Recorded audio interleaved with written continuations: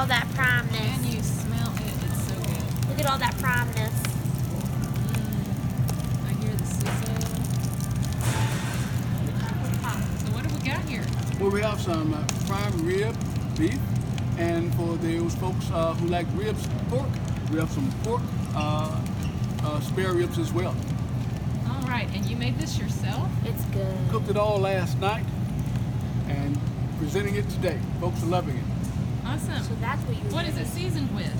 We're using the Carolina Bob dry rub along with the Carolina Bob splash. And the way I'm doing it is basically after I clean my meat, I do rinse my meat, pat dry, and then I dry rub it, and then I splash it, wet it, dry rub it heavily, let it sit while I'm getting my fire together, and then take it to the grill, and as the flames come up, I maintain it with my spank you very much splash. Okay?